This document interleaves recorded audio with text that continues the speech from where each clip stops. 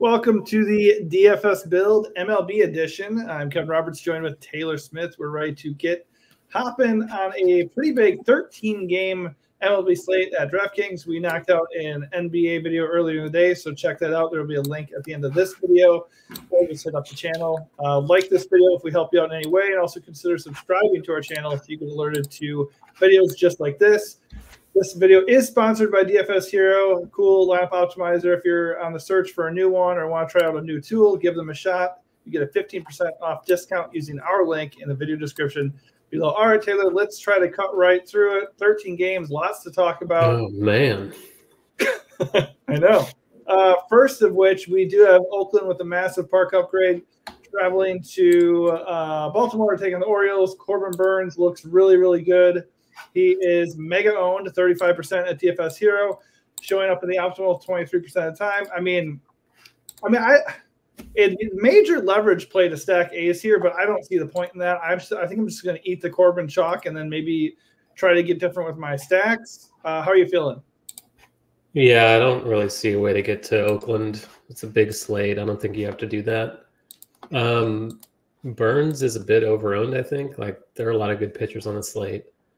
He's fine. It's a great matchup. He's under 10K, but he's not really like a couple of years ago. He was like a 40% strikeout guy, and the last 2 years he's been like 25. So in this matchup, sure, he's got a path, but I don't think he should be overwhelming chalk on a slate with a lot of other pretty good high-end pitchers. Yeah, I'm okay with it though. Oakland is a good strikeout matchup. And he's had some good games here. He's been fine. They are a team that gets the ball in the air and in play, so it is a little bit dangerous just because he's very chalky, and they do have some power, and they get a park upgrade. They are without one of their main bats, though. Who's out? Oh, yeah, Zach Galloff. Yeah, so that's pretty substantial. He doesn't have to deal with his power. If he can work his way around Brent Rooker for the most part, then I think he'll be fine. So I like plenty of him, but I might be more like 20% as opposed to the ownership, which might be 30 or so. I'll be under a little bit. Right, that's totally fair. I think I'm going to be on him just because I'm probably not going to play a lot. 13 games can really fuck with you real quick. So, I think we both like him just fine. You're just going to be underweight. As far as the bats, though, I mean, obviously you can always sprinkle in a couple leverage A's stats, play a lot of Burnes. So there's that. I will say that. Actually look legitimately good here. Ross Stripling is not a pitcher we should be afraid of. And obviously he's coming to a tough park to pitch in. Looks like he's an equal opportunity sad sack against both sides of the plate. But if you want the power, it's going to be with the righties. I don't really care. I like Baltimore just up and down the lineup. They look really, really good. What do you think? I'm not really getting there. I'm actually probably getting to more Stripling, but it's only a price thing just because he's 5'7", and it is a pretty good ballpark for pitching these days. So dangerous game.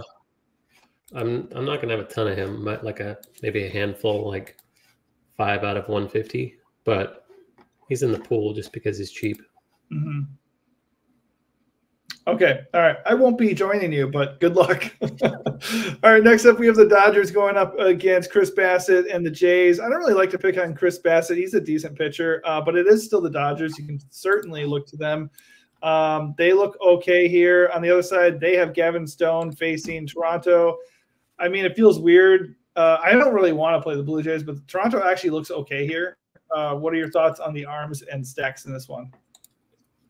Yeah, I think both stacks are pretty good. They're probably going to be a couple of my higher owned teams.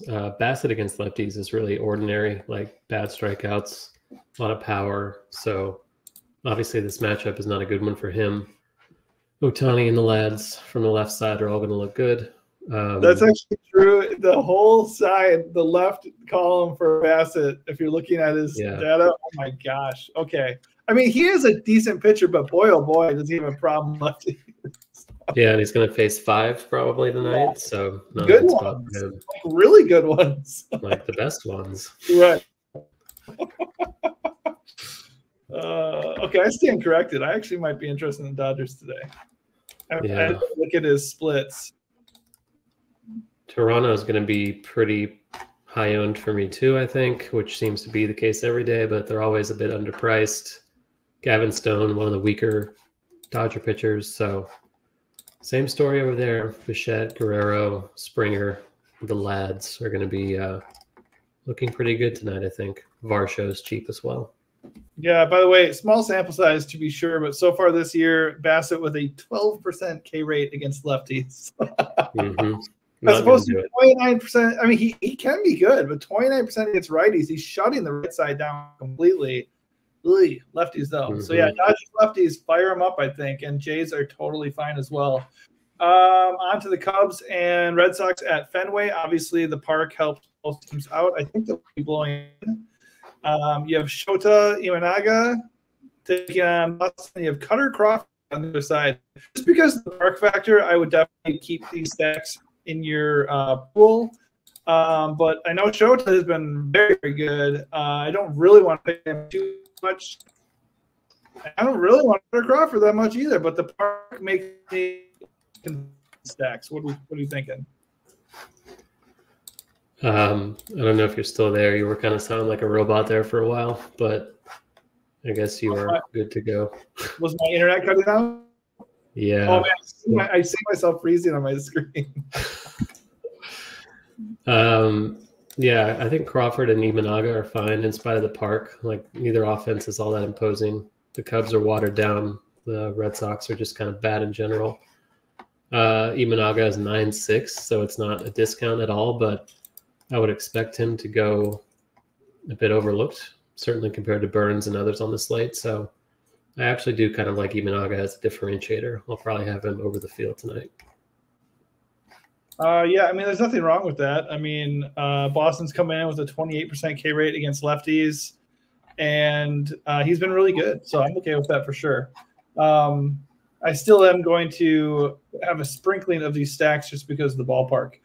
All right, Cardinals and Mets. We do have, the guy we love picking on, Miles Mikolas. And I don't know this guy's name, Jose Butto, I'm assuming. Let's go with Butto. Is it Butto? I'm sure it's Butto, but Butto is more fun to say.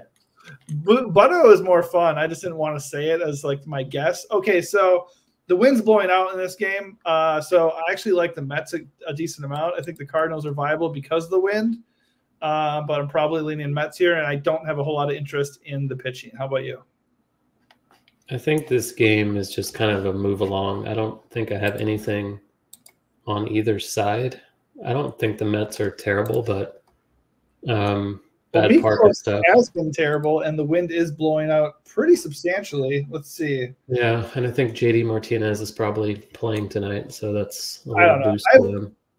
In Mets. I don't want the pitchers. I don't really. The cards don't stand out to me here, but they do a little bit, especially if they're going to be overlooked. Yeah, it's okay. This is not a core game for me at all. All right, let's get to a team that you are really passionate about. And that's got to be the Marlins, who actually are projecting as a really good stack, which very much scares me. They are hosting. Let me pull this game up here. What the hell is it? I'm really struggling. There we go. Okay. All right, Marlins. No, the Marlins are the Marlins are hosting. Very strange. Okay, so Marlins are hosting the Nationals. Trevor Williams will take on the Fish. And on the other side, Anthony Maldonado. I'm assuming this is his MLB debut. Yep. So, I mean, I want to play the Nats, but you never know against a pitcher in his debut. That's always something you could try. And Trevor Williams is somebody we can target, so I do understand why the Marlins are popping. If people are actually playing the Marlins, I kind of don't want them. Yeah, I don't want to play them either. At ownership, like, it's a bad lineup, it's a bad park, good matchup, but that's about it. Like, right. Jazz and Arias and Sanchez, I guess, are okay, but chalky Marlins sounds like something to avoid. And yeah, especially on a 13-game slate. Why the fuck would we do that? And it's a bullpen game for the Marlins, so not really playing the Nationals either. You're completely gone. Is struggling today. I'm like stuck in a smile over there. If this live video here, dog. Sorry. It was creepy when you were stuck in a smile like that, and I think it's happening again. my God. Anyways, you don't really want that to look like. Are you interested in Maldonado in his debut? No, he's a reliever, so no. We have his team of the slate, the Brewers, and for good reason, facing a lefty in Logan Allen. So on the Cleveland side, Chris Hill will be taking out Guardians. Chris looks okay. Guardians got a to go for Chris Hill. Mostly in this game, I'm just looking at the Braves, who project very, very well against Southpaws. Yeah, you're cutting out like crazy, but that's okay. It's usually you. Yeah, I know. It's rough. Yeah, Atlanta is going to be one of my more popular teams. I am fine eating that chalk. If they're going to be chalky, it's a good spot. Good lineup with Albies Beck in it, so fine by me. All righty, moving along here, we have the Rays and White Sox. That game is in danger, though, I believe. That's yellow, so it probably will be fine. Am I cutting out again, or am I okay right now? No, you're fine now. Okay, so this game, the winds are blowing in at 15 miles per hour, so I would imagine we should have some interest in the pitching. We have Zach Eflin for the Rays and Chris Flexen for the White Sox. I don't think I'd be interested in Flexen. I'd probably look at the Rays for a stack option there. For once, I'm not interested in a White Sox leverage stack. Eflin looks awesome here, assuming the weather doesn't become a problem. What are you thinking? He looks okay. He's just kind of limited. He throws like 80 pitches a game, so I'm not sure how much ceiling is there, even in a good spot, but he's fine. I'm not going to be really taking a huge stand with him, I don't think. I might be about level with the field. Tampa Bay is one of the better stacks. Flexen's awful. Good park upgrade for them. Decently cheap lineup overall, too, so Tampa Bay is probably going to be a core stack for me today. Okay. Yeah, they're totally fine. It's hard for me to really pinpoint one stack I like on a 13-game slate, but they definitely look good as far as matchup goes. Next up, this game does feature a team I really, really like, and that would be the Rangers as they take on Graham Ashcraft. Yeah, Texas bats look really, really good. Nathan Eovaldi takes on the Reds. He would probably be who I'd look at there. The Reds do strike out 24% of the time against righties. Yeah, I like Texas here. Do you like the pitchers? Are you with me on the Rangers? I think Eovaldi's okay, but there's a lot of pitching on the slate, so he's not really standing out compared to everybody else. Texas is also always fine just because they're good, but I don't think Ashcraft's a gas can. He's kind of a ground ball guy. It's not – I mean, it's a park upgrade for him specifically. I think they're an okay stack. They're kind of middle of the road for me. Cincinnati, just pure leverage if Eovaldi's going to be owned, but I'm not even certain that he will be. So this is another game where I'm not really getting to a ton on either side. Yeah. They have a pretty nice run total here, the 4.89, and they're not owned. So that's one of my big reasons for liking Texas here. A very good offense, good projection, decent enough matchup, and they're getting completely overlooked on such a huge slate. So I think that's interesting. I think they could pop off here. Yankees visiting the Brewers in Milwaukee. We got Luis Gil. Or Luis Gil? Luis Heel. And Colin Ray. Yep. Yeah, for the Brewers. He's not very good. So the Yankees. 3-letter last names all around. Huh? 3-letter last names all around. Yeah, so the Yankees look pretty good here in this park against a pretty meh pitcher. I think the Brewers look okay too. A good park for bats. So yeah, I think they're okay. I think they're both viable on a huge slate like this. I don't really have a lean either way. I just would probably have them both in my stack pools for sure. I think the Yanks would be somewhat popular tonight because Ray's not very good, and they are pretty good. Still a good park for power too, especially the lefties. As of now, getting a lot of heel, which is alarming because he has a 20% walk rate, but he also has a 34% K rate. So he's kind of Blake Snelly at this point. I don't mind getting to him at 7-8. For the same reason, Milwaukee is a pretty good leverage stack because he's going to be owned, I think, and that team has a lot of power. And if he's walking guys, there's a path to big innings. So not comfortable with it, but heel is the one that I'm getting to the most by a lot in this game.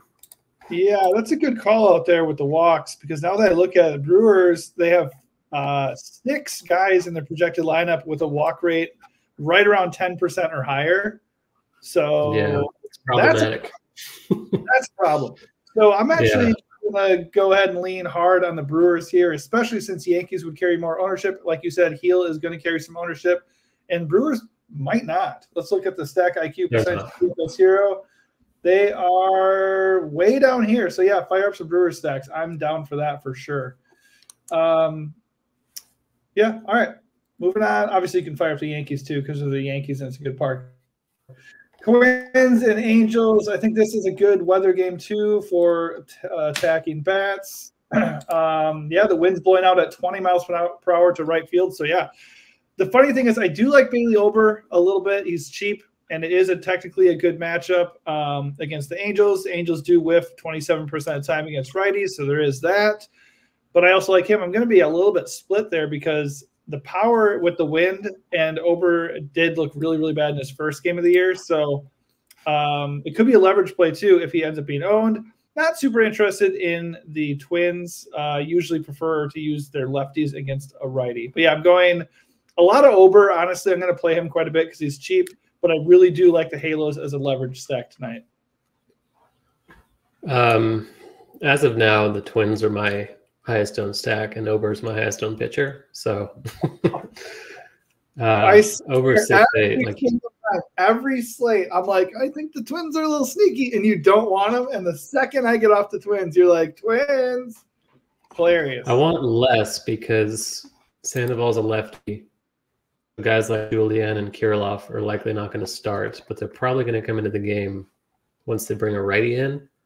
So projections probably aren't accounting for that pinch hit risk necessarily, but they're cheap. Like Jeffers and Buxton, the only guys over 3K in the projected lineup. So it's certainly a team you can stack if you're paying up for pitching, but Ober for 6-8 is also just way too cheap. He should be like 8-5 maybe. So 6-8 is just a criminal underpay for him, and that's chalk I'll be eating today. Yeah, I mean, it's not terrible if they can get to him.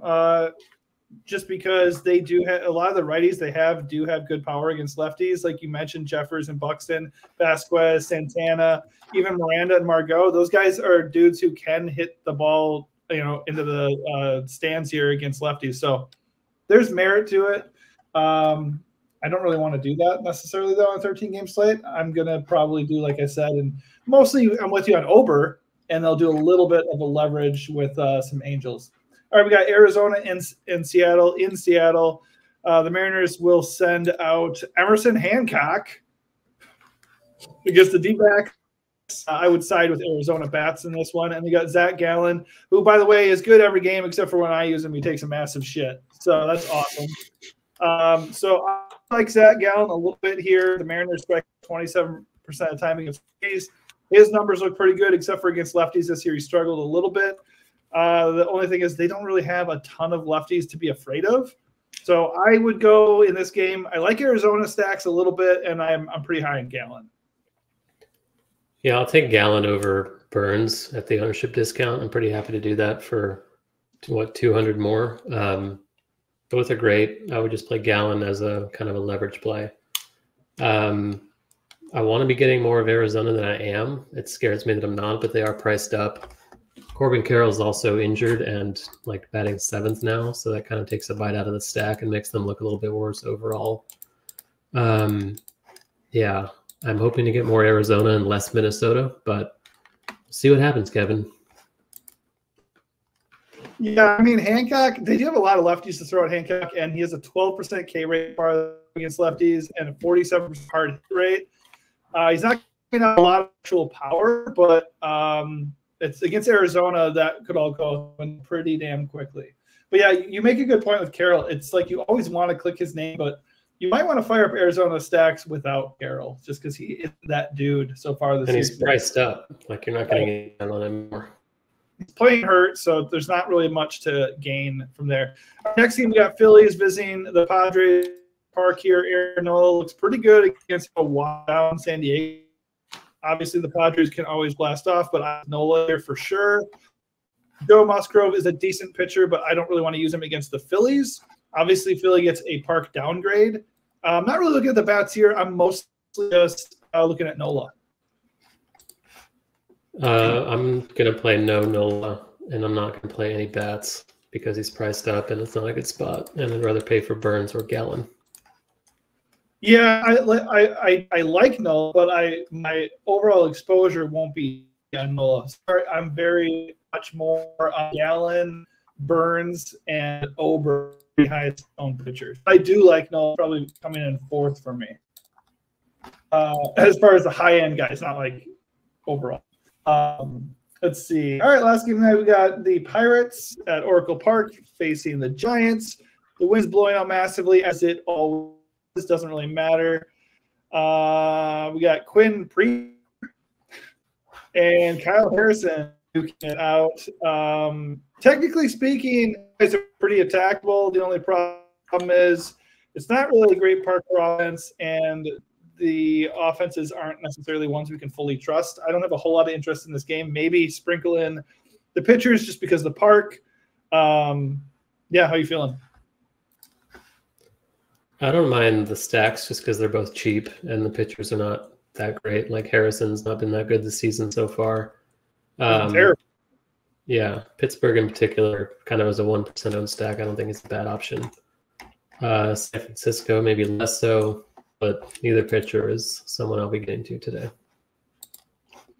Yeah, I mean, I'm probably just going to fade this game as a whole. You got 13 games. You can be very selective as far as what you do and what you don't do. All right, before we wrap it up here, let's go back to our pitchers and look at let's get off of this game real quick, and let's look at the overall ownership percentage. Corbin Burns is blowing everyone away at 35%. You already kind of said that you're going to be underweight on him just because he's super, super chalky. Like I noted, just drop in a couple athletic stacks for fun. I mean, it is a good leverage play just because he's going to be super, super owned. As far as the other pitchers that are owned here, who stands out as someone you would not want to be building around tonight?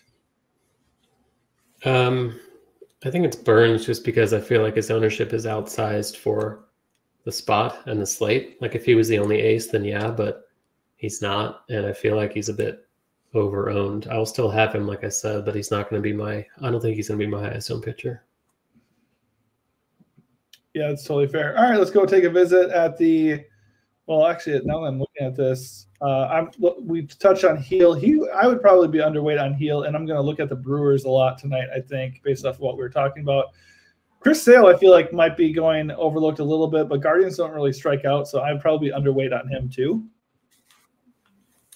All right, so let's go look at stack percentage. Braves are kind of in the Burns territory of blowing everybody away as far as stack percentage. They're going to be very, very chalky. On a 13-game slate, though, should we worry that much about ownership? I don't think so. I think you can definitely eat the Braves chalk and get different in other ways. It does make sense to some degree to be a little bit underweight on Braves. How are you feeling about Atlanta, and how are you approaching the top-end stacks here from an ownership perspective? I like them all except for Miami. Like we talked about, that's a team I'm just happy to fade if they're going to be popular because they're bad and there are other teams that are going to stand out compared to them. Yeah, I agree, especially since after the Braves, I don't think any of this other ownership even matters. If you're getting Dodgers and Rays and Jays, like you said, and even you like the Twins, this 5% ownership is basically meaningless to me. I will just double down on Texas. Just they have a really nice run total projection here, and just they're not going to be owned.